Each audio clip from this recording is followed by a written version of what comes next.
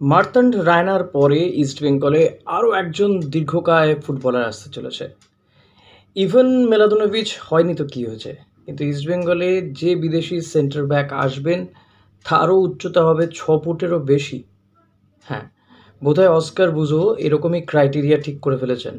অন্তত এই যে প্লেয়ারটিকে নিয়ে কথা বলবো, যে প্লেয়ারটি আসতে চলেছে বলে শোনা যাচ্ছে, এখন সম্ভবত তিনি তাকে আনবেন অস্কার, বা ইস্টবেঙ্গল তাকে আনতে পারে।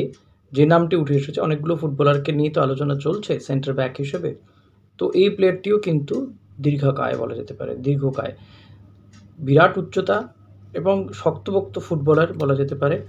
যে ছবি আমরা দেখাবো আপনাদেরকে, আলেসান্দ্রো কপেলা, ইতালির ফুটবলার।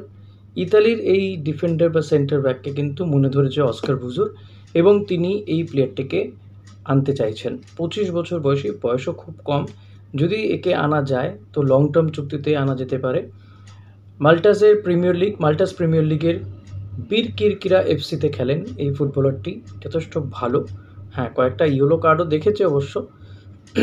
তো এই ফুটবলারটিকে ইস্টবেঙ্গল কোচে মনে ধরেছে, তিনি সম্ভবত এই ফুটবলারটিকে আনতে চলেছেন।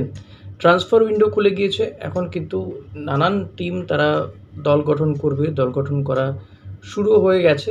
ইতিমধ্যে তো ইস্টবেঙ্গল কয়েকজন ফুটবলারকে সাইন করিয়েছে, মানে প্রি কন্ট্রাক্ট সাইন হয়েছে, এবার অফিসিয়ালি সাইনিংগুলো শুরু হয়ে যাচ্ছে। তো এই ফুটবলারটির দিকে নজর রয়েছে। দারুণ ফুটবলার, বিরাট হাইট। তবে ইস্টবেঙ্গলে এসে কতটা মানিয়ে নিতে পারবে সেটাই যেমন একটা বিষয়, বা ইস্টবেঙ্গল তাকে তার ডিমান্ড ফুলফিল করে নিয়ে আসতে পারে কিনা, এখন সেটাই ব্যাপার, যে দেখা যাক। তবে ইস্টবেঙ্গল যে এবছর ভালো টিম করছে সেটা নিয়ে কিন্তু আর সন্দেহ বোধহয় সমর্থকদের মনে নেই, কারণ তারা দেখতে পাচ্ছেন প্রতিনিয়ত কোন প্লেয়ারদেরকে কতটা বাছাই করে তুলে নিয়ে আসা হচ্ছে।